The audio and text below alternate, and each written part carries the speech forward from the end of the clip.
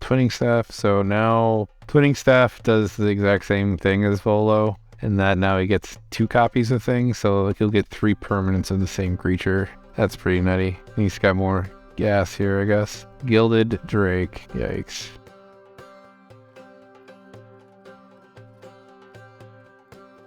Hey everyone, welcome to Commander Pop Culture. If you like the video, be sure to subscribe so you'll be notified of future content. Alrighty folks, if you're new here, I skip over land drops and mana rocks because they're not very entertaining to watch, so grab a seat and enjoy. I'm playing Oketra, go wide strategy, and I'm playing against 2 Jodah 5-color pile decks and a Volo deck. I have a Chromox, but I don't know what I'm willing to give up here. So I run Soul Warden and Defiler of Faith in this deck because they work together, in that if I get a coupon in my white main line, I don't kill myself and I could make as many zombie tokens as I possibly need to win the game. Not willing to exile either of them with my Chromox. Maybe I'll draw something off the top. Playing a little risky.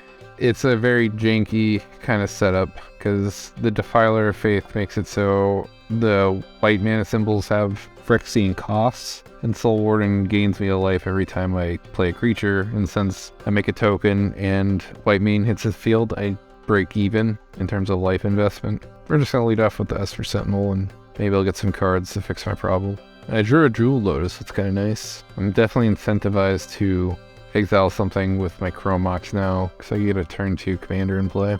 Volo, I actually play this commander in paper. It's a nightmare to update the deck list because if you make one change to it, you have to change multiple cards. So it's a very stagnant deck. It doesn't change very often. The Jodah in the middle is all about legendary stuff, and then the Jodah on the far right is just trying to cheese big creatures or big fat spells, I should say, for Wooburg. Then if you get the Fist of Suns, you officially make it so all your spells cost nothing. That's a cool little setup that you don't see every day. Well, I did draw a white card, True Conviction. It's normally a haymaker that closes out games, but since I drew it this early, it's officially doing nothing for me, so I'm just gonna get rid of it to Chromox and do my thing with my Jewel Lotus. And I got some more card advantage with Sword of Fire and Ice and Sword and Fortune Frontier. I like the swords on creatures with double strike because obviously you get double the value with them. And these 2 swords in particular are great. The Sword of Fire and Ice is awesome because I just plink creatures off with it, or I kill one significant creature by hitting something twice, the 2 damage trigger. And then Fortune Frontier makes me make more land drops, use more cards. Only on Oketra, if I hit someone, it hits twice and I see 4 cards. And I get to make 3 land drops. It's pretty dope. Oh man, that one's got Soul Ring. I think I'll save the True Conviction for late game, since now I have a Mangara and I got plenty of other card advantage going for me. I'll just let the Mangara go. Kind of a bummer I didn't see another land. Oh well, beggars can't be choosers. Pretty happy with what I got anyways. Let's get rid of the Mangara, cast my commander. I'm just gonna swing the Esper Sentinel for a little ping damage. Since I Weatherlight Captain, she's really good in his deck because I think it's Wooburg. Yeah, Wooburg gets the tutor for a legendary permanent and put into play, and that's all what Jodah's about. Jodah, the middle one is, it's like pseudo Cascade for legendary permanents. I'm probably at the bigger disadvantage because I'm only in 1 color, but I was in the mood to play some go wide strategy because I've been playing a lot of battle cruisery kind of stuff, and I haven't played mono white in a while, and I wanted to see if it's still indeed as bad as people say it is. I don't think it's too terrible. I think it's just perfectly fine. I have access to play something for 3 mana. I think I kind of want to fix my ramping problem, so I kind of want to get the sword down, and I'll definitely swing next turn if I'm allowed to equip this sword, because that's a lot of value. Let's see if I can make 3 land drops in my next turn. I wonder what kind of creature this Volo player is going to play. Get 2 copies of Twinning Staff. So now Twinning Staff does the exact same thing as Volo, in that now he gets 2 copies of things, so he'll get 3 permanents of the same creature. That's pretty nutty. He's got more gas here, I guess. Gilded Drake. Yikes.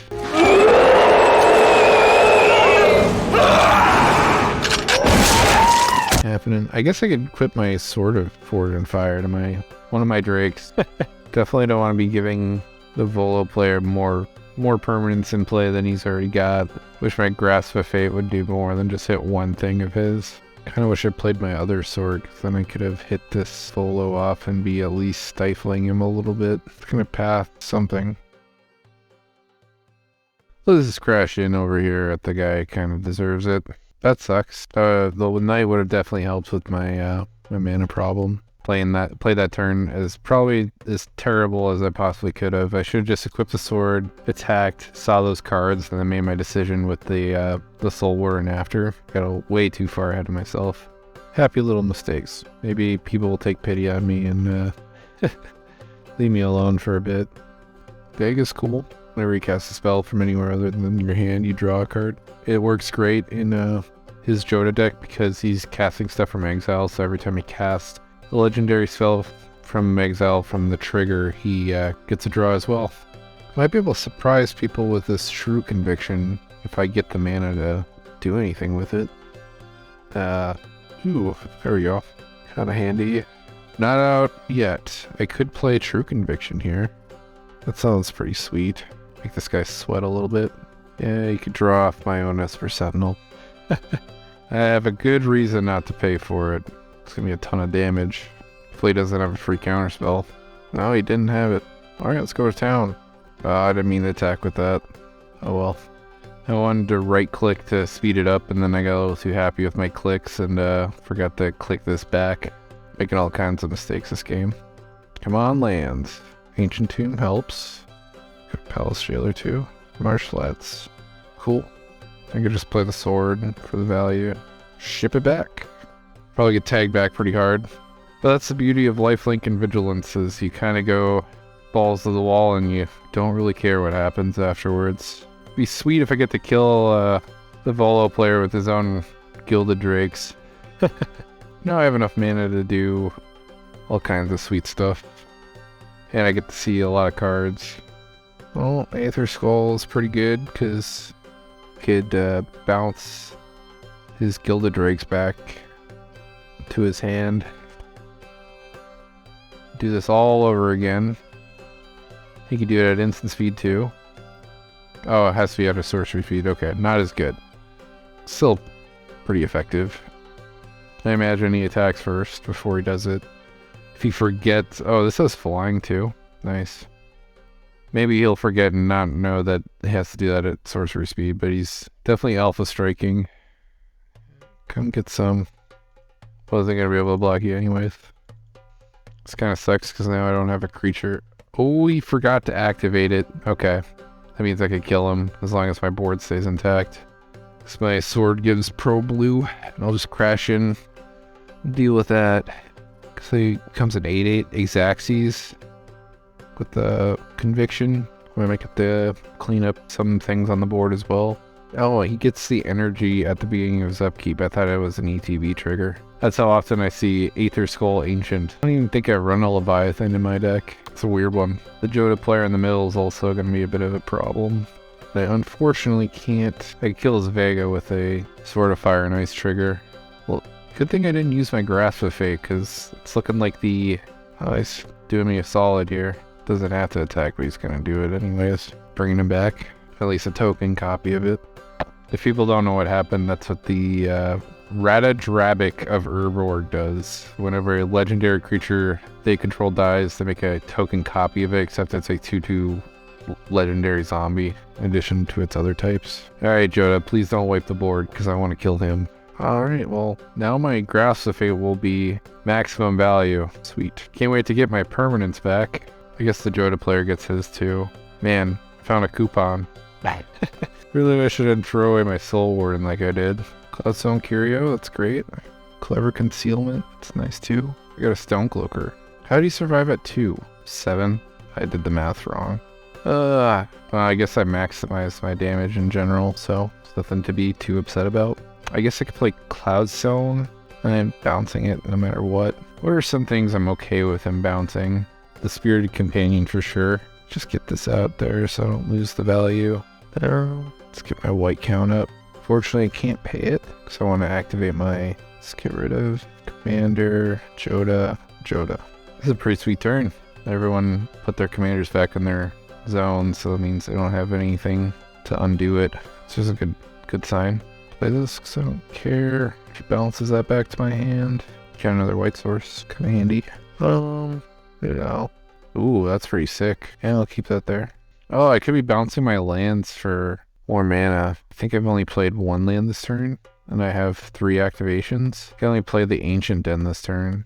Yeah, I did my miscalculation. I don't know when I must have had it at some point. Played all my lands this turn. It was pretty dope though. Kind of has to activate it here because if he doesn't, I have a very big Drake to do the job. Yeah, I'll just take it. Hopefully he doesn't have a pump spell. If he had it, I wouldn't be able to block efficiently anyways. Need card advantage to use all this mana. Fortunately, he has Gilded Drake back in his hand, so no matter what I do here, I'm gonna make 3 more darn copies of it and be right where we left off. I guess I could just kill him with an attack, so could be worse. Well, I could give my guy Pro Blue with a sword, so I guess I'm not in a bad shape, or any kind of bad shape for that matter. The Jodah player on the far right's been kind of laying in the toolies. I feel like we're expending a lot on each other, and he's kind of just coasting, waiting for his moment to strike. But I don't know, I might be able to battle him for this spot because I've seen more cards than him. Ooh, stealing his creature. Nice. Making this game extra hard on the Volo player. If you're wondering what card he played Invoke the Winds from Kamagami on Dynasty. Gets to steal a creature and untap it. Or an artifact, but the creature was the wise play. Okay, now I got my Moandrax, so now I could get token copies, which is nice. That was the card I scried to the top with my Rumor Gatherer earlier. Everyone's sat down, so just gonna get my count nice and high, then activate Nykthos. I'm really prompted a lot, but it's okay. Anytime.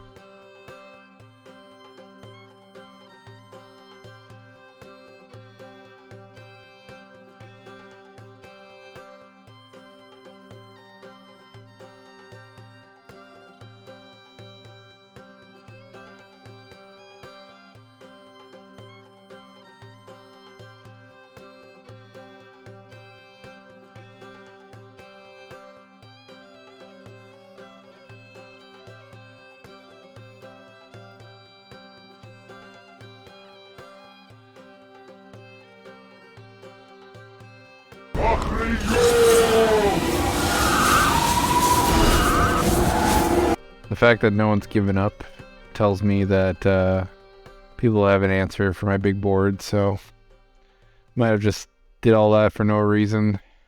I technically had infinite triggers, but I think this is enough.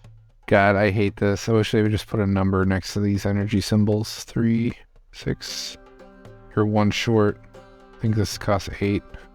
Yeah, he's 1 short to balancing everything back to hand. Bah! 1 player down, 2 more to go.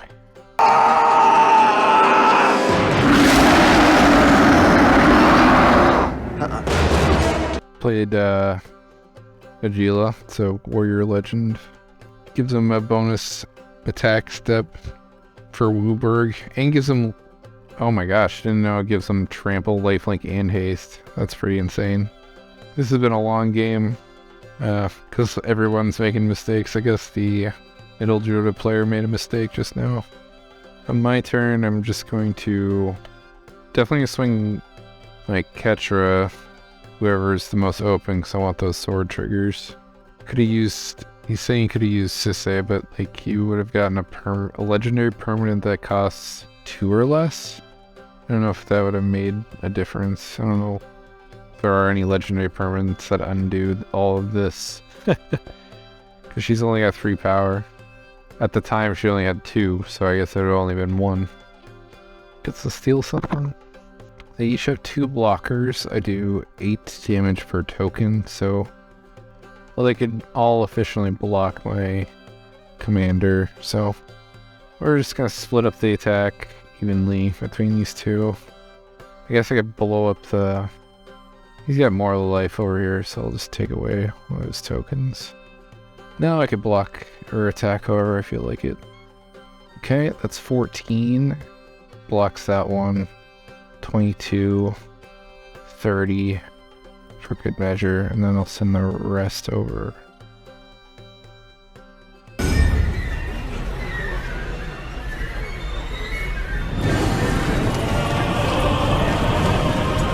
Are these warriors? Oh my god, they are warriors. It's a May ability, so just want to attack and kill people here.